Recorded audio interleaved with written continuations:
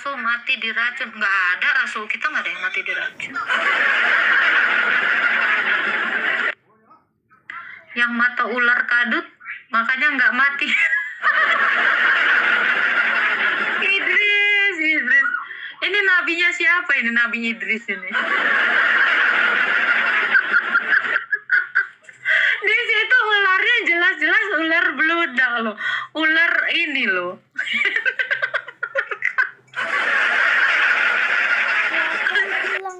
Di sini jelas loh. Ini ular piper loh. Gak tahu ditemenin. Aduh, ini nabi siapa ini, Nabi Idris? Temennya. Otan punya nabi nggak sih yang bernama Idris, Nuh, Hud, Soleh? Gue mau nanya ya, Kak Hana, gue mau nanya dong, orang Kristen ya atau orang Yahudi punya nggak sih nama nabi namanya Soleh?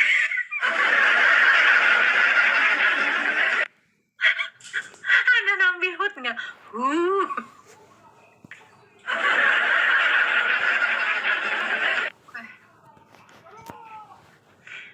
Aku Pemalut. 1 Musa 1 ayat. Wow, amazing. Nabi Cece. Ada yang di Robin Hood. Oke, halo satu. Halo, Nah, halo. ada yang mau ditanyakan Pak Musa? Ada Bu, ada. Ya, ini apa dosanya menyayangi orang lain? Seperti, Menyayangi orang lain. ya, Ada diremehin kan? Maksudnya Ada gimana yang nih, Pak? ini yang mati pertama ini. Menyayangi orang lain. Lah kalau Anda menyayangi istri orang ya dosa lah Pak. Ini saya curiga loh. Kalau kamu menyayangi tetanggamu yang bahenol, kau udah punya bini ya dosa. Apa nih Pak? Menyayangi siapa ini? iya, adalah tetangga, udah Oh, janda. Jadi rumahnya pakai kaca kan? Saya lihat dia kedinginan, terus saya buka pintunya, saya selimuti, begitulah kira-kira kesayangan. Apa udah punya suami? Udah punya istri? Udahlah. Wah, itu dosa. Itu berzina, Pak. Kau udah punya bini, tetanggamu yang janda, kau sayangi. Enggak lah. Nggak boleh menyayangi tetangga, Pak. Sayangi aja istrimu, Pak. Kenapa nggak bisa? Apa sih dosanya? Coba definisikan dulu bagaimana itu bisa jadi dosa. Tahu sayangnya kayak gimana nih? Sayang terhadap janda atau sayang terhadap wanita dewasa? Yang mana kok betul?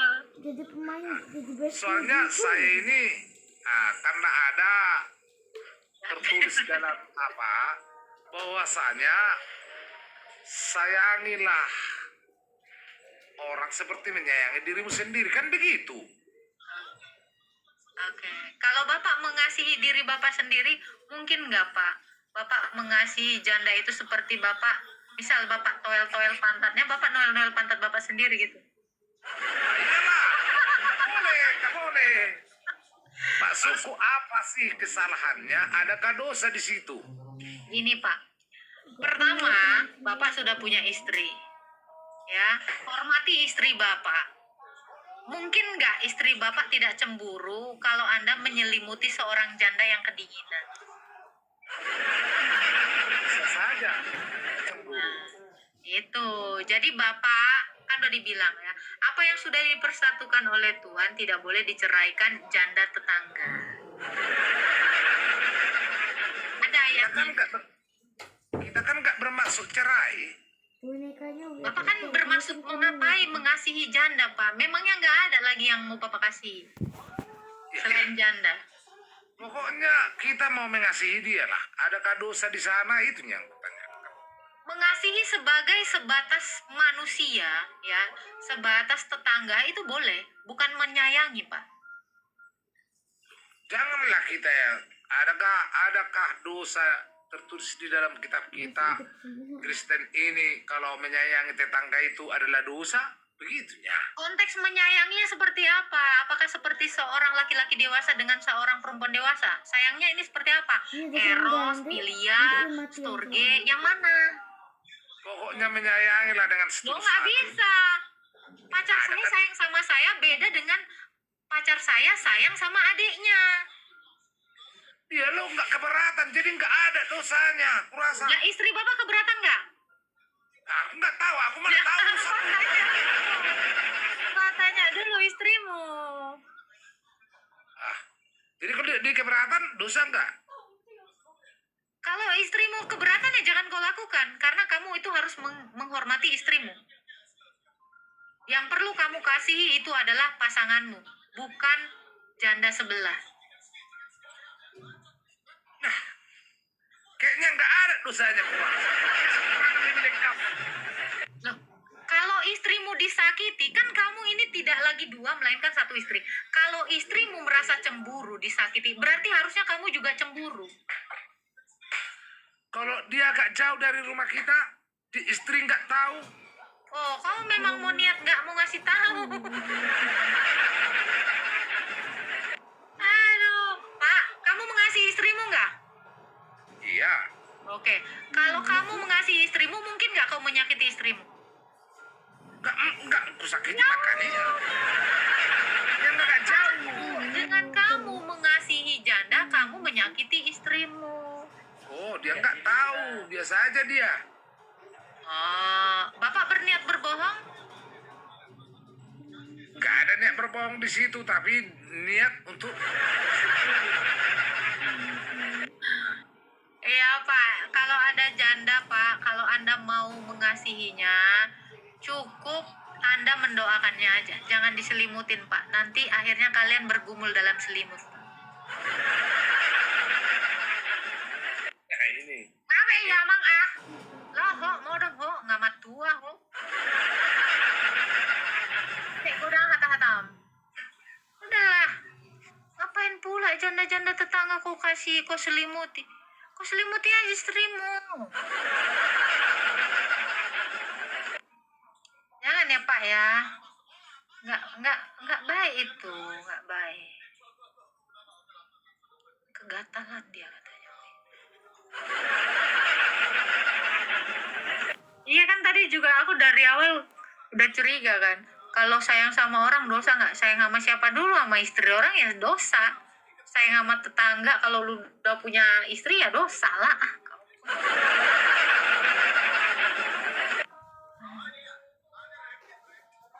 Emang gatel aja. Iya kayaknya pun. Sepertinya kau memang sudah gatal. Halo. Ya, halo. Selamat Ya. malam, Kak. Selamat malam. Kak, mau saya bertanya. Boleh, boleh. Ada seorang perempuan dari beragama Muslim. Dia ikut dengan suaminya pindah jadi seorang Kristen. Tapi suatu waktu perempuan ini bisa dengan minta pisah gitu dengan suaminya. Dia kembali lagi ke agamanya. Apakah suami ini bisa nikah lagi? Kan dia tadinya dari Islam. Ya, Menikahnya Islam. Kristen. Oh, menikahnya Kristen. Ya. Terus? Terus ya minta pisah, kembali lagi ke agamanya.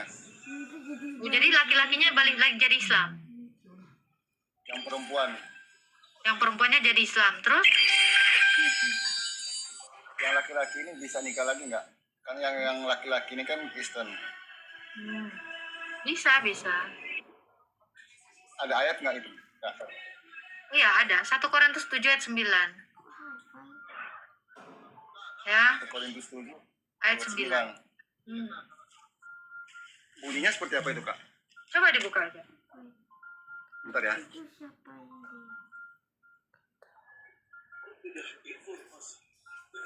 1 Korintus 7 ayat 9. mereka.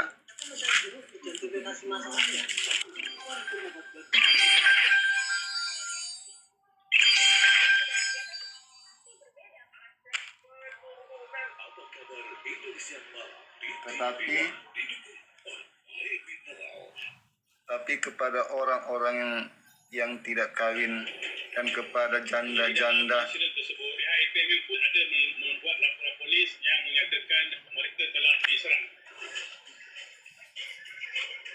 dan kepada janda-janda, tapi kepada orang-orang yang tidak kawin dan kepada janda-janda aku anjurkan supaya baiklah mereka tinggal dalam keadaan seperti aku. Maksudnya seperti apa itu, Kak?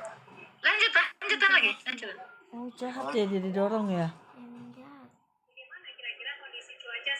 Tetapi kalau mereka tidak dapat menguasai diri, baiklah mereka kawin. Sebab lebih baik kawin Jahat ya. daripada Ini yang Binasa. paling ngeselin dah itu. Dalam. binasa karena hawa nafsu. Nah itu. Jadi boleh nggak? Boleh. Tapi memang sebaiknya itu harus tinggal seperti aku. Maksudnya adalah hidup salibat seperti Rasul Paulus. Tapi mengingat bahaya dosa. Ini ke-mute. Enggak. Ada kan suara saya? Ada. Nah, tapi mengingat bahayanya percabulan, ya lebih baik mereka menikah daripada jatuh dalam dosa. Dengan Kenapa itu nggak bertentangan sama yang perkataan Tuhan Yesus? Kalau disuruh nikah lagi, Bertentangan sama? yang perkataan Tuhan Yesus itu yang apa yang sudah dipersatukan tidak boleh dicerai belaikan oleh manusia. Hubungannya dengan pernikahan apa? Itu kan perceraian konteksnya. Oh, percaya. Tapi kan yang di Kan abang tanyakan ini perceraian atau pernikahan nih? dua-dua. Loh yang abang tanya, boleh nggak si laki-laki yang udah cerai ini nikah? Itu jawabannya tadi. Berarti abang menanyakan tentang pernikahan, toh? Iya. Baik. Saya juga pernah baca, saya lupa lagi itu di Matius mana itu yang di ayat yang 19. ya. Matius 19. Itu kenapa sih sulit sekali ya memahami ayat itu? Apa yang sudah disatukan Allah tidak boleh diceraikan manusia.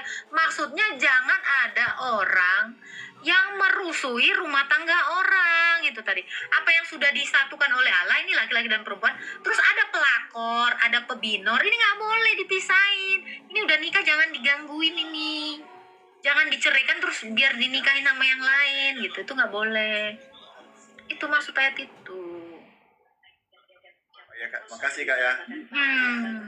Itu untuk ayat itu maksudnya, Bang. Iya, oke, Kak. Makasih, Kak. Nah, Tuhan memberkati Bang Yeskiel. Jadi maksud kalian siapa yang mau misahin? Orang lagi kawin nggak mau cerai, disuruh cerai? Nggak boleh lah. Mantu boleh dinikahin, Kak. Gimana ceritanya menantu? Berarti anaknya istrinya anak kau loh. Kalian ini memang agak-agak lain kalian ya pertanyaannya. Nggak cerai nambah lagi boleh, Kak? Ih, gila kau. Ada istilah poligami. Di Kristen tuh nggak boleh nambah istri, enak aja kok nambah anak aja, ngapain nambah bini? Kira enak kali nambah bini, Maimun. Ya, mau nanya, boleh Bang Bocah. Naik aja ke atas. Alhamdulillah.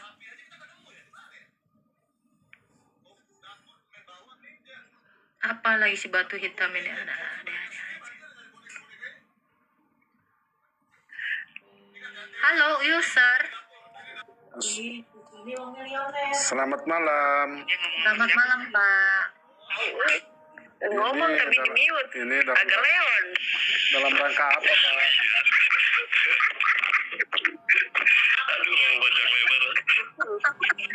Dalam rangka apa sampean, Mbak? Ini mana sih, Pak? Ini suaranya banyak banget. Kok suara apa sih? Itu ini kalau lihat yang lain ke yang lain dulu lah. Agak leon. Aduh. kalau udah di akun sini jangan di akun lain dong Pak. Apa ti gitu. Halo Hari. Halo, Kak. Halo. Halo Bang Hari. Silakan Bang Hari mau bertanya. Saya kan dari kecil agama saya kan Kristen.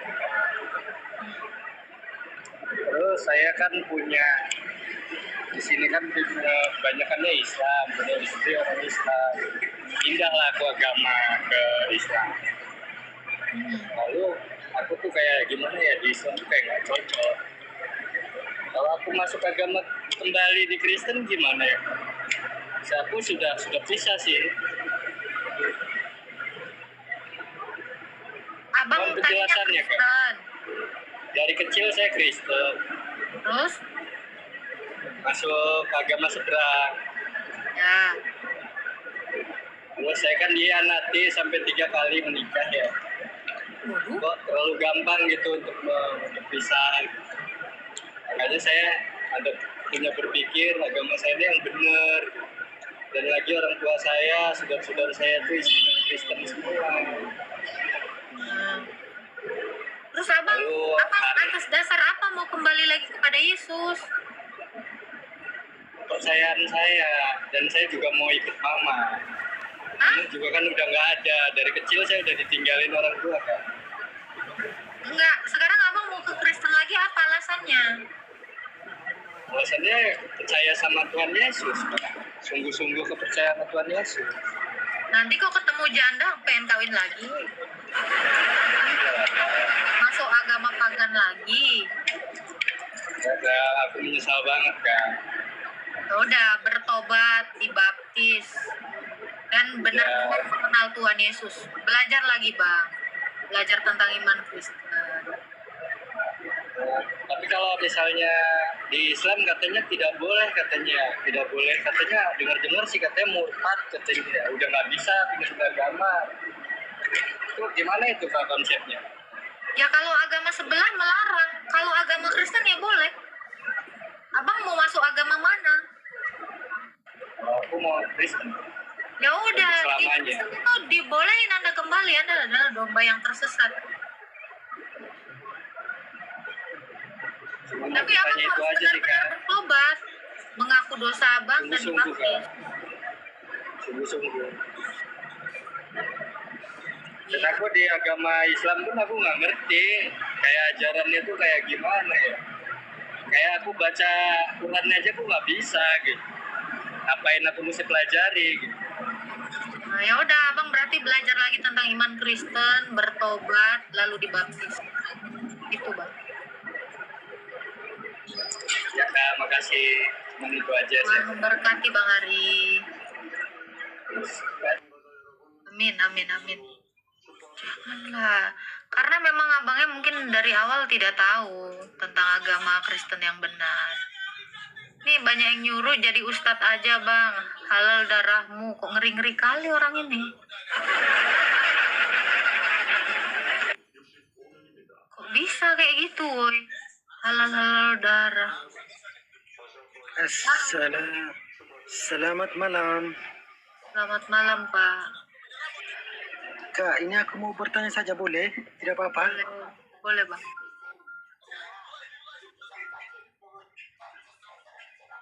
Sabar bentar ya, Mbak ya, sabar ya.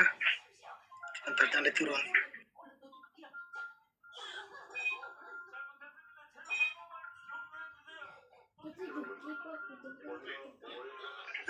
Gini Mbak, gak apa-apa ya Mbak ya. Pertama kali yang mengangkat Yesus itu jadi Tuhan itu siapa ya Mbak ya? Kalau boleh tahu. Dia memang Tuhan dalam kekekalan.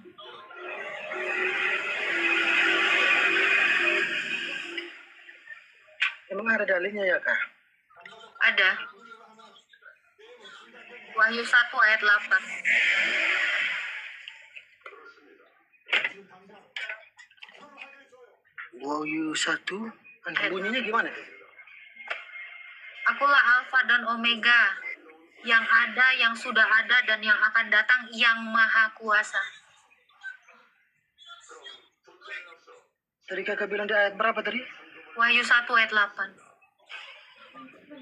Wahyu 1. Ayat 8.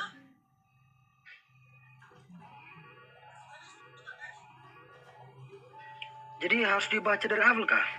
Bacalah.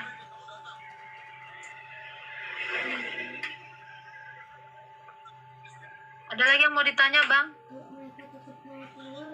Ya, itu harus baca dari awal. Kan itu kan bunyinya itu di ayat 8 nih.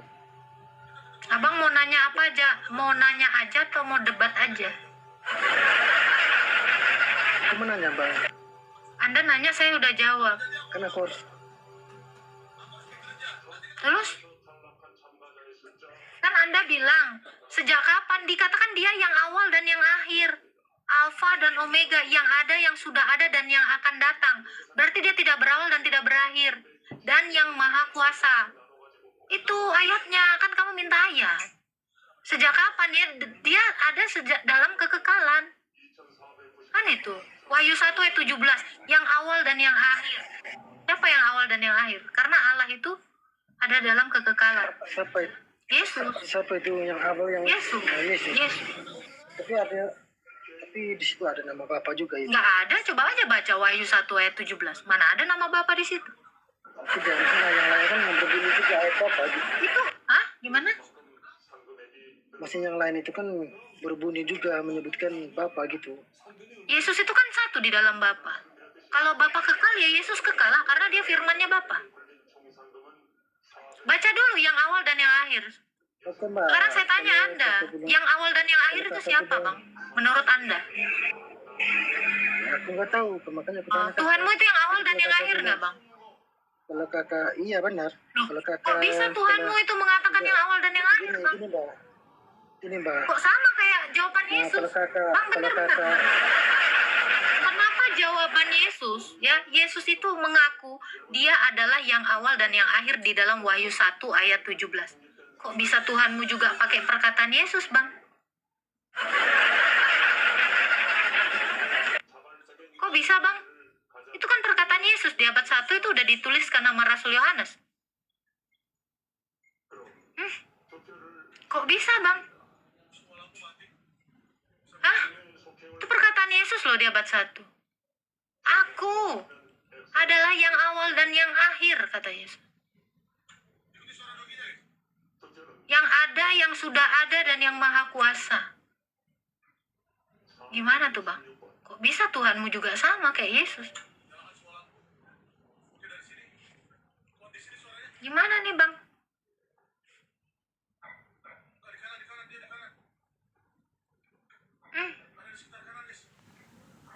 Tadi abang tanya dia sejak kapan jadi Tuhan? Sejak kekal dia Tuhan. Silakan Bang bersyukur.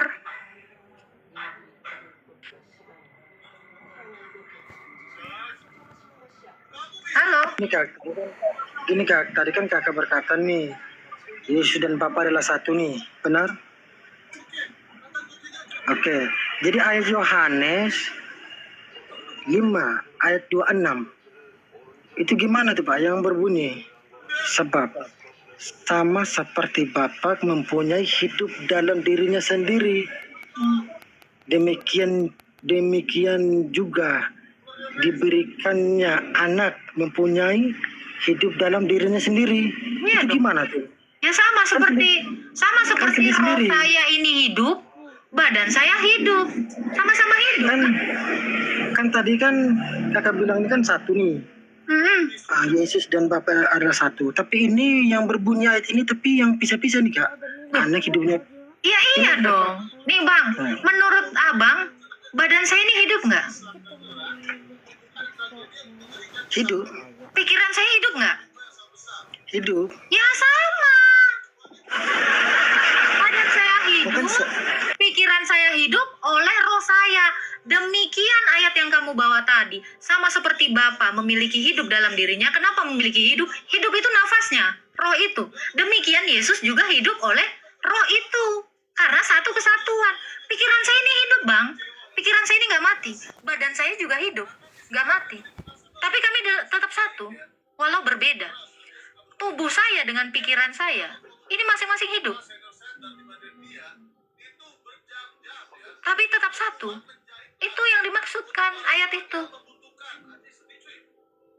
Kalau saya lahir tahun 2000, ya pikiran saya lahir tahun 2000.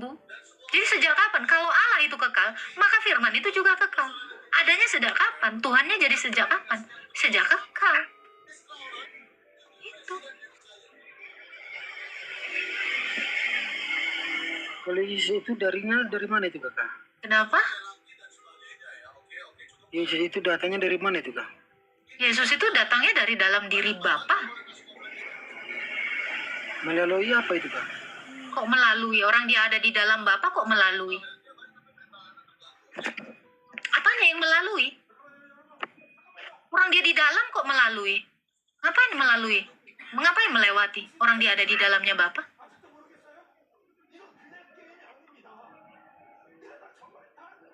Melalui apa? Kayak gini mbak.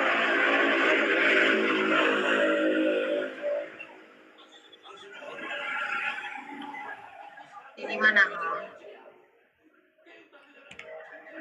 Pertanyaan saya kan ada tertulis dia mengatakan bahwa Yesus itu Nabi. Betul, Timotius 21:11. betul. Dan orang banyak itu menyaut inilah Nabi Yesus Terus, dari Nazaret di terus. Galilea. Itu gimana juga? Yesus Tuhan, Kan mengatakan Nabi. Yesus Nabi. Kenapa? Dia adalah Allah dan juga Nabi. Bapak ini laki-laki atau seorang anak?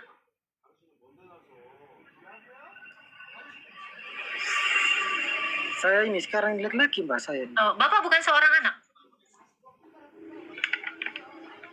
Ya, saya dulu anak, tapi sekarang saya Sekarang sudah udah punya nggak anak? keluarga mbak. Berarti Bapak sekarang udah nggak anak. Sekarang berarti Berarti Bapak berarti- sekarang udah berarti nggak anak. anak. Sekarang saya tanya, Bapak udah punya anak?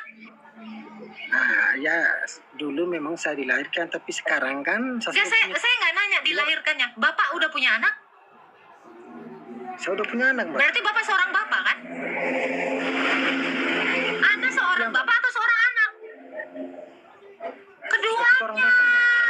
Sekarang makanya pertanyaan saya Tunggu berarti sebentar.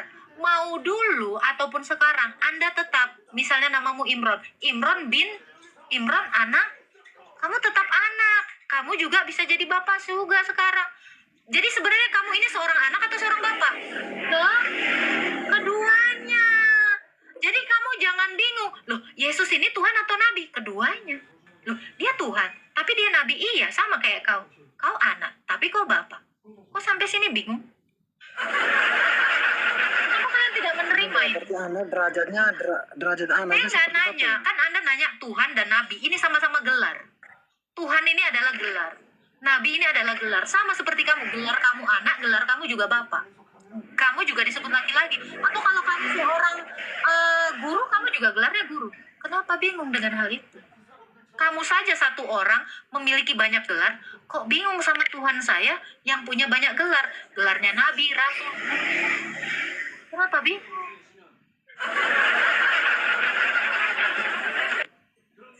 Kenapa bingung? Masa sesimpel ini, selogika ini Anda bingung? Saya tetap anak bapak saya. Sampai saya mati, saya tetap anak bapak saya. Ya kan? Saya tetap perempuan, saya tetap guru. Saya tukang cilok. Saya tukang basreng, apa aja. Kenapa? Jadi kalau saya seorang anak, saya tidak mungkin jadi seorang ibu. Mungkin. Kalau saya seorang ibu, apa tidak mungkin saya menjadi seorang anak? Mungkin. Demikian Yesus. Loh, dia Tuhan, kok dia Nabi? Iya. Semuanya itu. Sebab Ibrani 1 ayat 1-2 mengatakan, setelah pada zaman dahulu, Allah berulang kali dan dalam berbagai cara berbicara kepada nenek moyang kita melalui perantara Nabi. Zaman dulu Allah berbicara kepada manusia melalui perantara Nabi. Zaman akhir ini Allah berbicara melalui anaknya sendiri. Jadi anaknya yang adalah Allah itu menjadi Nabi.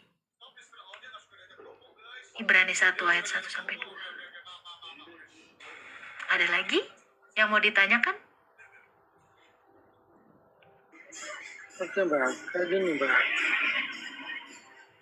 Seperti yang di Yohanes 5 ayat 37. Bapa yang mengutus aku, dialah yang bersaksi tentang diri aku. Kamu tidak pernah mendengar suaranya, rupanya pun kamu tidak pernah kamu lihat. Kira-kira Enggak, manusia mana? Kira-kira manusia mana yang pernah melihat Bapa? kayak gini Mbak. Hanya seorang anak. Kayak gini Mbak. Dari ayat yang kamu bacakan tadi, ya, Musa aja nggak pernah bisa melihat sang Bapa. Abraham tidak bisa melihat Bapa. Tetapi kenapa Yesus bisa melihat? Kenapa? Karena Yesus itu ada di dalam Bapa, dalam kekekalan. Dia melihatnya, dia mengenalnya. Ya, bahkan yang tahu rupa Bapa itu hanya Yesus. Kenapa? Karena Yesus adalah Allah. Makanya dia disebut anak Allah. Yohanes 5 berkata nih, Yohanes 5:37 berkata, Bapa yang mengutus aku, Kak. Iya. Kenapa kalau Bapak mengutusnya? Nah, makanya pertanyaannya mengutus, apakah dia mengutus, apakah dia Tuhan juga? Kalau Apakah dia saya derajatnya mengutus seperti- suara saya, apakah suara saya Agatha juga? Kalau suara itu kan perkataan. Yesus itu adalah perkataannya Bapa. Yesus itu adalah firmannya Bapa. Oke, firman. Oke, baik. Oke, baik. Kak, ini kakak mengatakan dia firman. Iya, bukan saya yang mengatakan. Yesus yang mengatakan dia firman. Yohanes 1 Oke. ayat 1 dan 14. Oke, nih. Kakak yang mengatakan Yesus itu firman. Yohanes 1 ayat 14. Oke, Yohanes siap-siap. 1 ayat 1 bukan saya. Oke, siap. Tapi pertanyaan saya, Yohanes 17 ayat 8. Yohanes 17 ayat 8 yang berbunyi, sebab segala firman yang aku sampaikan kepadaku telah kusampaikan kepada mereka dan mereka telah menerimanya. Itu dia membawa firman loh, Kak. Iya dong, kalau Bapak berbicara kepada anaknya kan diterjemahkan sebagai firman. Kalau Bapak berbicara itu berfirman. Yesus berbicara itu juga firman. Jadi mereka sama-sama berfirman. Dan firman itu disampaikan kepada murid-muridnya. Kenapa? Tadi kamu kan sudah mengatakan, Bapa memiliki hidup, anak pun memiliki hidup. Kalau Bapa adalah Allah, anak adalah Allah. Kalau Allah berbicara, itu disebut berfirman. Kalau anak berbicara, juga disebut berfirman. Jadi firmannya Bapa, bicaranya Bapa, dengan bicaranya anak, itu disampaikan kepada murid-murid. Adakah Yesus pernah mengatakan dia Tuhan? Ada? Di mana itu? Yohanes 13 ayat 13. Berbunyinya gimana itu, Kak? Aku adalah guru dan Tuhan. Oh, tapi itu banyak versi, Mbak. Versi sekarang dan versi yang lama. Versi apa? Versi yang lama itu kan benar kamu mengatakan aku guru dan Tuhan. Coba kamu baca, buka aja. Mana ke Tuhan?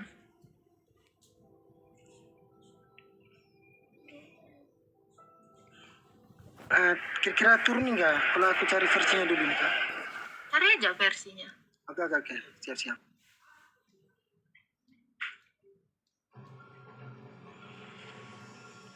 Mereka selalu gitu, minta ayatnya, dikasih ayatnya, itu kan versi yang lain. Mau apa? Jangan lupa tap-tap ya. Padahal tadi ya, Wahyu 1 ayat 8 itu udah Tuhan banget loh. Setuju gak sih? Wahyu 1 ayat 8 itu siapa yang boleh bilang Maha Kuasa? Hah? Yang awal dan yang akhir itu siapa yang boleh mengatakan itu? Apa-apa, biarin aja. Thank you ya Bang Neil ya, tetap tap-tap terus ya. Berapa? Oh, Coba kakak cari itu di versi tahun 2000-an apa? Atau di kitab ini deh, keluaran 2000 atau keluaran 2000. ini tahun 99 Alkitab saya. Ini tahun 2015 sama-sama mengatakan kata Tuhan. Saya punya 2 Alkitab yang berbeda.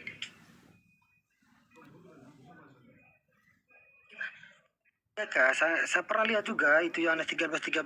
Tapi ada yang versi yang kalau Yohanes 13:13 yang versi sekarang itu kan Baik, itu kan baik. bunyinya itu kan Tuhan. Baik, gini bang, ya. Kita masuk ke Jadi dalam bingung teks gitu. asli. Jangan bingung bang, kita masuk ke teks asli, itunya kurios. Kurios di dalam kitab Perjanjian Lama itu tetap diterjemahkan sebagai Tuhan. Gimana?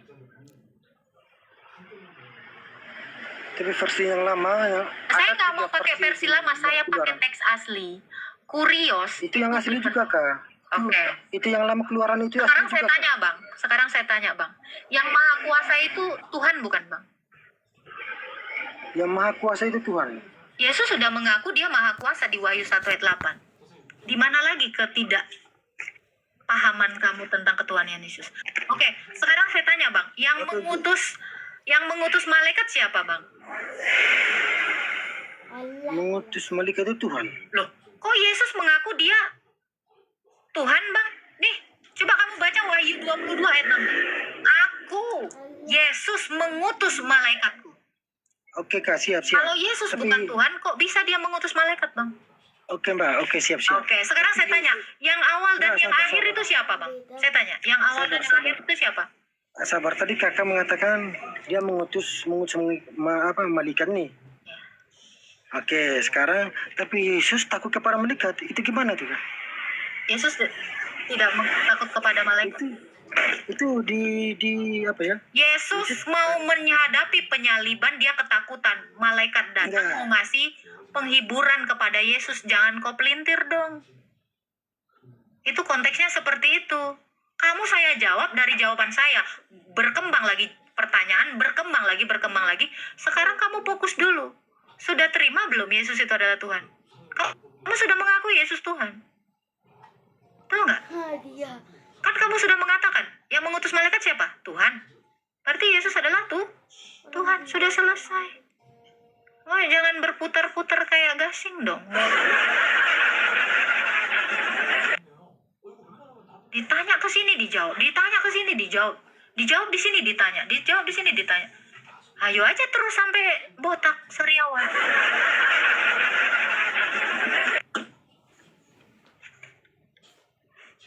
Saya sebenarnya mau mirroring. Yang tadi tapi nggak digubris. Al-Hadid ayat 3. Kenapa Al-Hadid ayat 3 ada perkataan Yesus? Kenapa abang nggak mau menyinggung itu? Kenapa?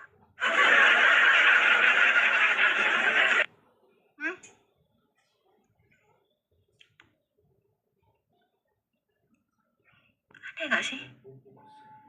Tanya Yohanes 13 ayat 13. Itu versi ini. Tapi dia nggak bisa menunjukkan versinya. Kenapa selalu membahas Alkitab padahal kitabnya koran?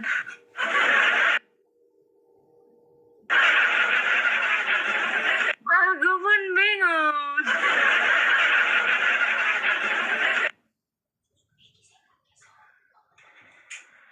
Iya, kenapa harus nanya tapi nggak memahami gitu? Nanya asal nanya gitu buat apa?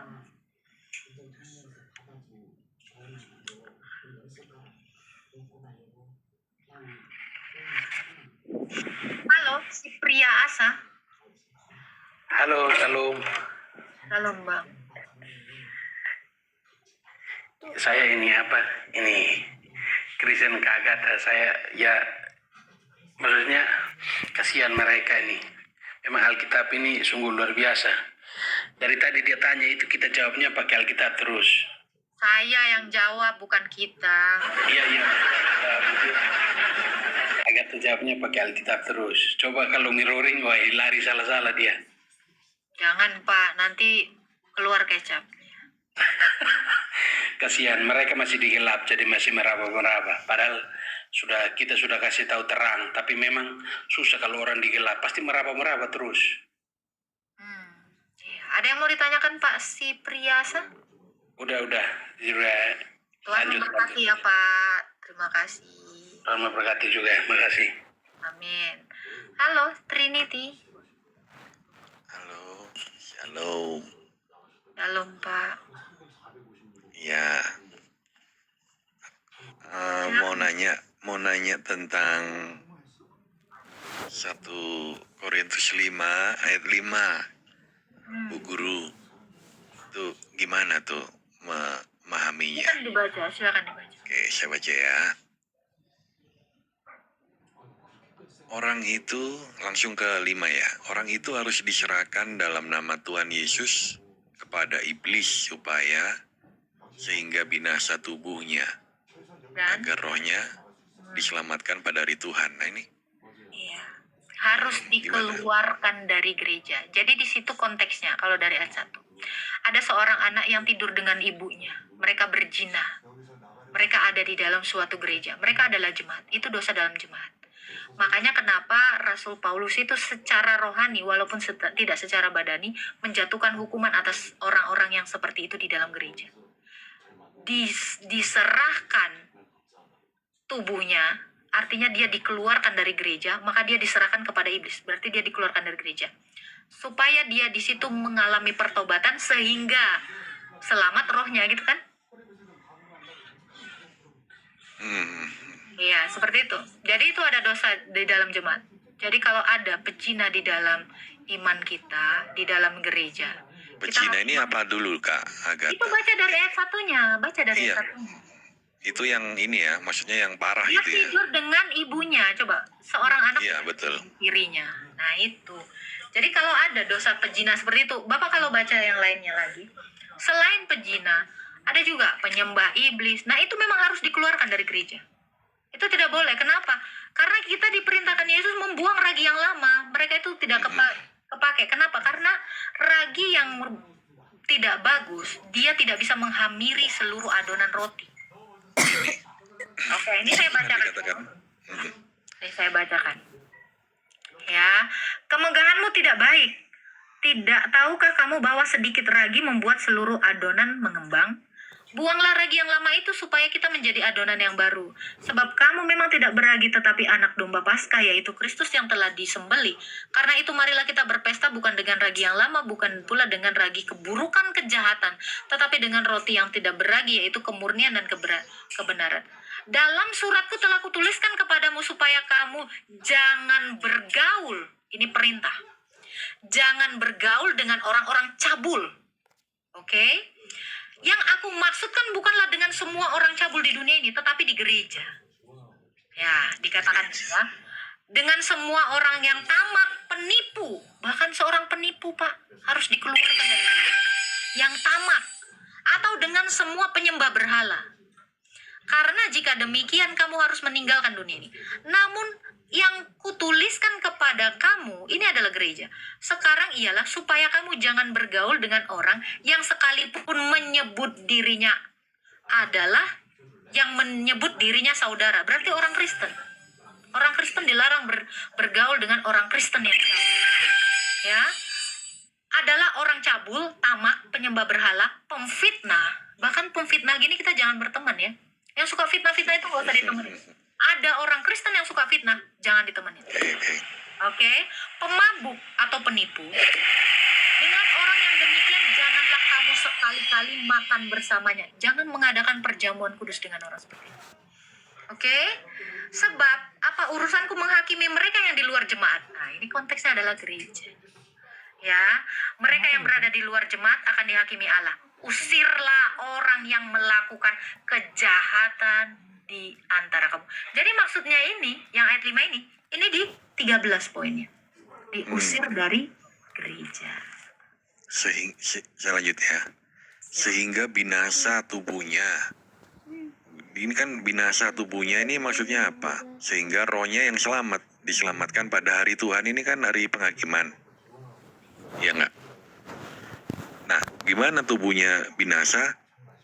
Binasa gara-gara iblis kan? Diserahkan kepada iblis sehingga Nah, binasa diserahkan tubuhnya. kepada dunia ini maksudnya. Diserahkan pada iblis kan kepada dunia ini.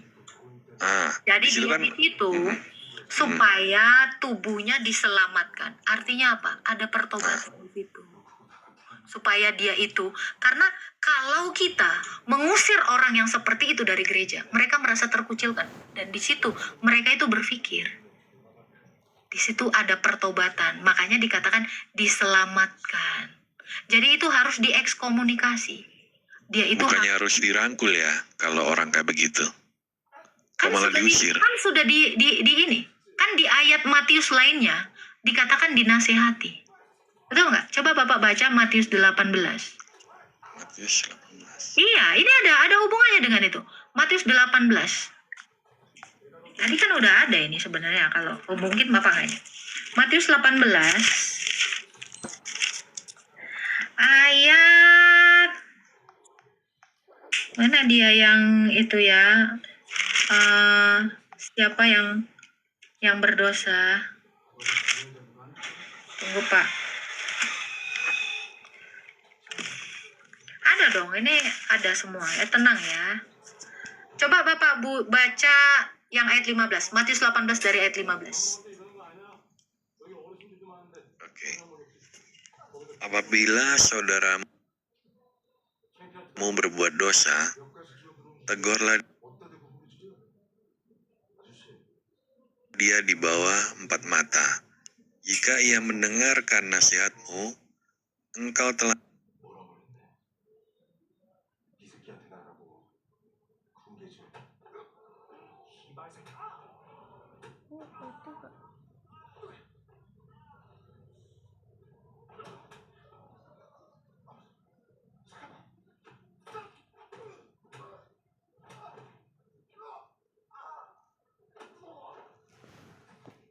pandanglah dia sebagai seorang yang tidak mengenal. Oke, berarti di situ dia itu tidak dipandang lagi sebagai orang Kristen jemaat. Dari situ dia itu nantinya mengalami pertobatan.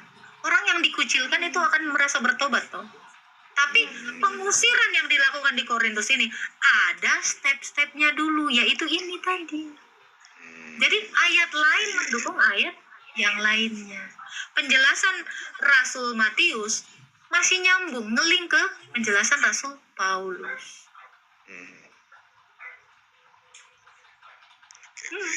Jadi di gereja itu kalau kita tahu, ya ada yang seperti ini yang tadi dikatakan ya, cabul, pemfitnah, penggosip, diusir. Jangan dibiarkan, karena itu merusak.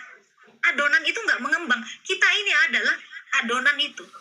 Kalau kita tetap mempertahankan ragi yang tidak baik itu, kita tidak mengembang. Berarti kita tidak bertumbuh. Ini penyakit. Makanya dikeluarkan. Jadi yang lain nggak Kalau ada ini ya, kayak skandal-skandal di gereja gitu ya, harus ditendang keluar itu ya.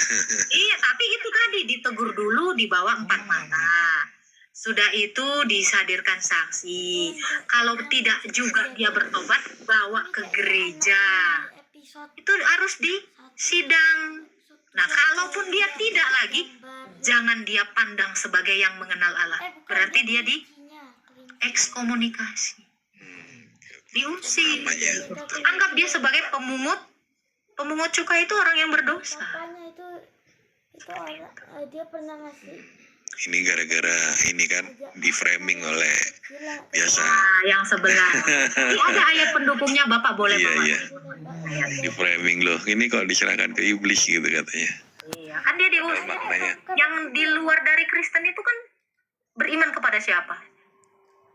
iya iblis. Iya, selain Tuhan Yesus, yang lain itu bukan Tuhan. Betul. Gitu. Ada lagi yang mau ditanyakan, Pak? Oke, cukup sekian ya, Kak. Thank you ya. Tuhan memberkati. Iya. Shalom. Halo, Pak. Kalau pasangan kumpul kebo, apa bisa dilayani gereja? Kalau dia mau bertobat, harus. Kan disuruhnya ditegur dulu. Ya. Ditegur 4 mata, udah ditegur enggak juga, dia keluar. Itu ada itu, udah saya tegur 4 mata, masih ngeyel, malah sama bini orang, anjir. Sing legit opone, kata-katanya dong, apa sih? Nah, kalau dia keluar cari gereja lain, gereja yang benar, gereja Kristus, jangan menerima orang seperti itu sampai dia bertobat. Nah, makanya penting sekali pengakuan dosa. Setiap gereja itu sebenarnya dari awal itu melakukan sakramen yang sama, pengakuan dosa. Jadi kalau dosa kamu ketahuan di sini, dimanapun kau lari ketahuan. Gereja itu ngeling, gitu lah. Gitu loh. Diem kok, Ois.